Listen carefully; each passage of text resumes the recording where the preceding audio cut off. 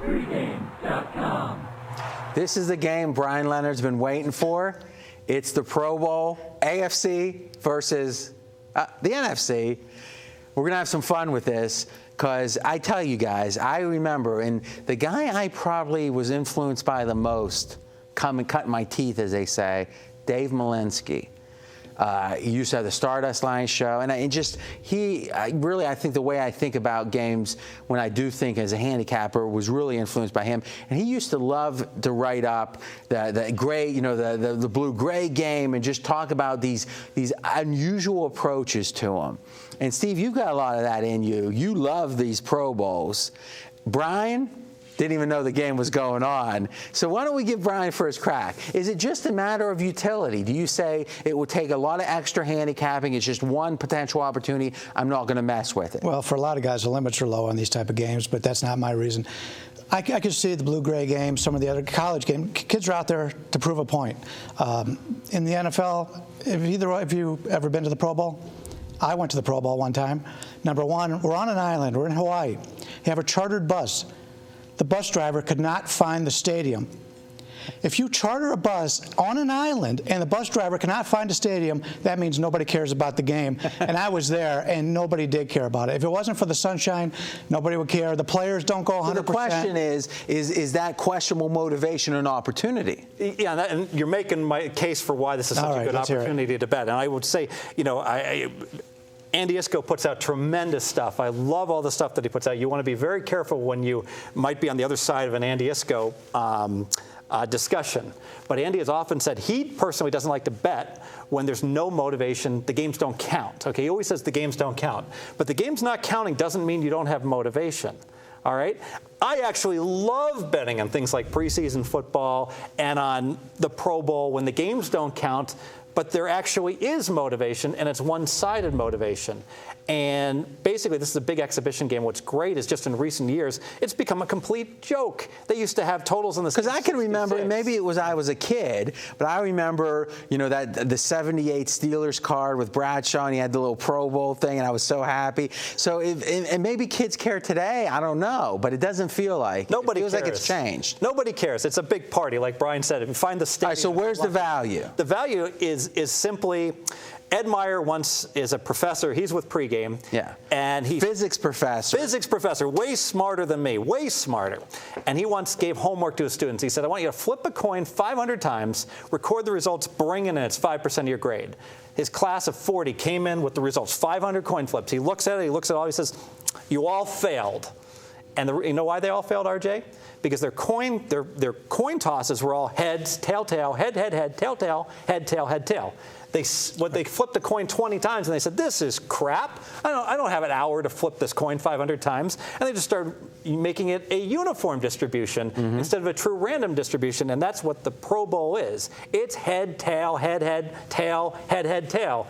Whenever one team wins, that team gets a little more complacent. Okay, we won. This isn't a real game. So now I'm going to let you win. No, I'm not going to let you win, but I'm going to recognize I think there's a small bonus. The conference doesn't feel a need to redeem itself. That's right. There's no, and these teams are always pretty equally matched. Let me give you some hard figures. If you did nothing else, this is ridiculous, but bet the loser last year. The ATS loser or the straight-up loser? The straight-up loser, because who the heck knows what these records are. And the spreads are so low, it doesn't really. You take the straight-up loser, you bet them the next year, 22-8, they win the game. Last 30 years, sample of 30. Let me write this down. My friend Fezzik would say that's a small sample size. Very good. Let's say you lose the game by 14 or more. Now you're 8-2 straight up. So you get your butt kicked. 80% of the time you come back and win. It is a small sample size, but the difference here is instead of me looking into the data and desperately searching. So data mining versus having a theory and then backing it up with data. I had the theory first. I said, I think that the team's going to bounce back. And then I looked at the data because it's the Pro Bowl. You think I got time to be data mining hundreds of things? And so, hey, the AFC, not only did they win last year, but they got a pick six in the fourth quarter, and they won 59. I think they won by 14 plus last year. And now it's time to bet the NFC. So one thing about this game. Are you betting this? I've already bet it. I laid $1.25 at the NFC against Jay over at the LVH. And one thing, I played the money line. I didn't want to lay the 2.5. And the reason being, it's an exhibition game, so I'm scared to death. Team's up 1, down 1, goes for 2, lose minus 2.5, drawing dead like a preseason game. Bet the money line. I think it's a good 58, 60% play. Historically, it's been much stronger. Now, since I don't play these type of games, I know in the past it was a deal with whoever won the Super Bowl, you would bet the other team. When the game was the next week. Yeah, when the game was the next week, too. Yeah, and that was back to the motivation idea. Can you divine motive? And I think that's why the preseason. And here's the thing we know about the preseason. Biggest line moves ever in the NFL, by far. You'll see things move 5, 6, 7 points. And some of that's on pure information, where it's like, well, this quarterback's not going to start or he's going to play the whole game. But some of it is on motivation, where they're divining from the comments and stuff. And to me, whenever you see a big line move like that, it means there is a right side. The question is the current market the right side? And let's talk about the total in this game, because it used to be at 66. The last 2 games have scored about 100. Now the total opened at anywhere from 82 to 83. It's up to 85.5. And I really think you're out of your mind, RJ, to take any of these exhibition games, hockey, football, anything but baseball, and try to go under, because it's totally different. This is not a game anymore. They're bowling out there. You know, intentional grounding is like allowed. You know, I know that's always been in the rules, I guess, but basically it's nod, nod, wink, wink. You know, don't make me look bad. Don't anyone get hurt. All right. Well, I think Bryan is going to go bet. I think he's heading right over to the Orleans after this. I'll pass. Jelly in the belly. Real All right, scared. we've talked it through. Let's make it official. Official pick, believe it or not, the Pro Bowl. I'm going to go ahead and play the NFC minus $1.35 on the money line. I think minus 2.5 is a good bet as well. With the revenge, the revenging team, 22-8 straight up. You can't ignore the historical trend there.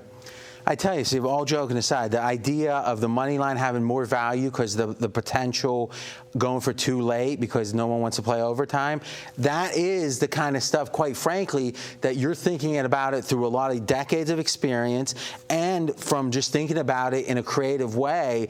I would have never thought of that. Now, the critics will a lot of value. The total's 100. How is it possibly going to land 1 or 2? But I would come back over the top and say tremendous regression to the mean. If you can get live wagering, if a team gets up 20, start betting the other guys. They have a goal. These games tend to be, at least, like you said, regression to the mean, where if one team gets ahead, there's even a better chance there's going to be a letdown and they're going to come back. So I would love for the NFC to be down. I wouldn't love it because I'd be losing my bet big at halftime, where then it becomes a 3-unit bet on the NFC second half. My question would be, will there be end-game betting on this? There'll be a halftime. Has to be halftime. Yeah.